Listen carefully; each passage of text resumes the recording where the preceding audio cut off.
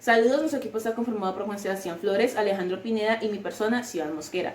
Somos estudiantes de tercer semestre de Ingeniería Industrial de la Universidad del Valle. En esta ocasión les vamos a hablar de un artículo titulado ¿Cómo se han reducido las emisiones de carbono por la pandemia del COVID-19? Un artículo escrito por Jeff Toffelson, un periodista científico especializado en energía, clima y medio ambiente, publicado en la revista Investigación y Ciencia. ¿Cómo se producen las emisiones de carbono? Las mayores fuentes de emisión de dióxido de carbono proceden de la combustión de carbón, petróleo y gas de las centrales eléctricas, los automóviles y las industrias. La principal causa del calentamiento global es el CO2, y aunque los volcanes, la descomposición de las plantas, los incendios forestales producen dióxido de carbono naturalmente, estos están constantemente en equilibrio debido a los sistemas naturales de la Tierra.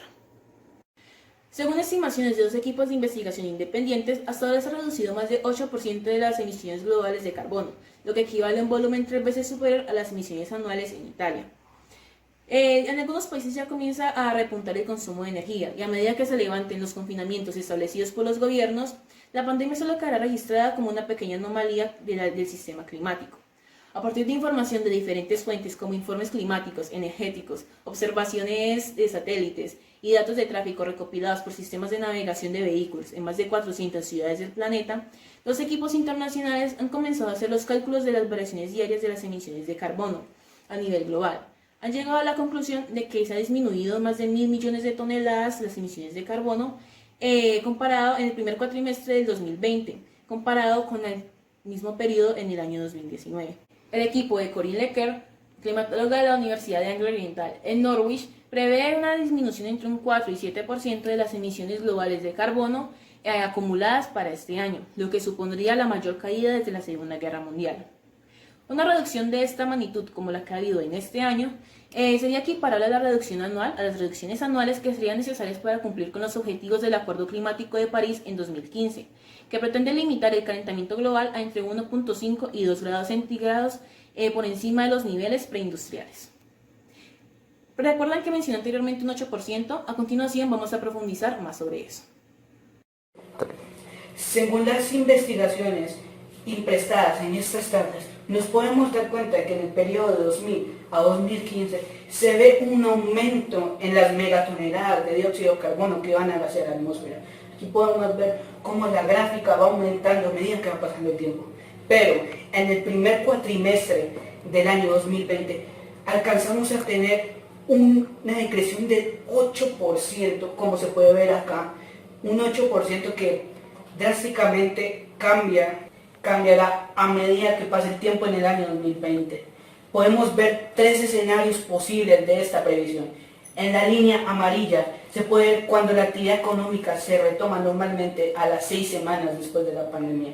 Aquí podemos ver una disminución en el dióxido de carbono, pero no tomará solo algunos meses para que vuelva a su estado habitual o aumente la producción de emisiones de carbono. En el segundo posible escenario, en el que es la franja azul, la actividad económica se establece el doble de las semanas que se pueden ver. Aquí la emisión de carbono tarda un poco más, pero llega al mismo resultado, incluso mayor. Pero hay un tercer escenario donde si se acatan las medidas del uso de tapabocas, del confinamiento obligatorio y demás cambiará con el paso del año 2020. Podemos ver tres escenarios posibles que pueden ocurrir. Aquí vemos en el primer escenario posible, en la franja anaranjada, cuando la actividad económica retoma la normalidad 6 semanas después. Podemos ver cómo la disminución de las emisiones globales de dióxido de carbono van aumentando a medida que quedan igual o mayor que estaba anteriormente. Aquí en la actividad económica, cuando surge después de 12 semanas, casi el doble del primer escenario, se puede ver que su constante aumento es más lento, pero con los mismos resultados. Pero si nos vamos al tercer escenario posible, si se acatan los protocolos de salubridad impuestos por el Sistema Internacional de Salud, podemos llegar a una reducción de casi la mitad del dióxido de carbono. Aquí podemos ver unas comparaciones diarias del año pasado 2019 al año pasado 2020, junto con el estado de Estados Unidos en entrar en cuarentena. Podemos observar que en el año 2019, que en la franja azul, se puede ver un constante aumento a medida que va pasando el tiempo, ya que en febrero y en marzo no hubo tanta contaminación en esos días, pero aún sigue siendo elevada. Podemos ver que a medida que va pasando el tiempo, se mantiene constante el flujo de emisiones de carbono. En cambio, en el 2020, en el mismo periodo de tiempo, ya venimos de una cuarentena, donde podemos ver una reducción constante de las emisiones de dióxido de carbono. Aquí vemos en el inicio de las celebraciones del Año Nuevo Chino, en ese momento China está en cuarentena.